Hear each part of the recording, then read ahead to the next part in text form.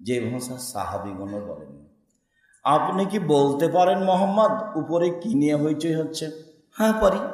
Feel কাফারাত, পাপ মিটে যাবে কি নিয়ে, সেটা নিয়ে হইচই হচ্ছে।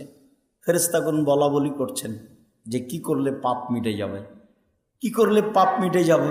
এসবাগুল অজু, সুন্দর করে অজু করলে পাপ মিটে যাবে, মান বেড়ে যাবে। মাসিওয়াল আকদাম, পায়ে হেঁটে মসজিদে গেলে পাপ মিটে যাবে, মান বেড়ে যাবে। অল মাকসু ফিল মসজিদ বাদাস সালাওয়াত, সলাতের পরে বসে বসে তাসবিহ তাহলিল জিকির আজকার করলে পাপ মিটে যাবে, মান বেড়ে যাবে। পরের বাক্যে আল্লাহ রাসূল বললেন, মান ফাআলা হাদা আশাবে খাইরিন ও মাতাবে খাইরিন, এমনটা যে করলো তার মরে যাওয়া ভালো, তার বেঁচে থাকা ভালো। এমনটা যে করলো তার মরে যাওয়া ভালো, বেঁচে থাকা ভালো। তার মরে যাওয়া ভালো, তার বেঁচে থাকা ভালো, তার উভয়ই ভালো।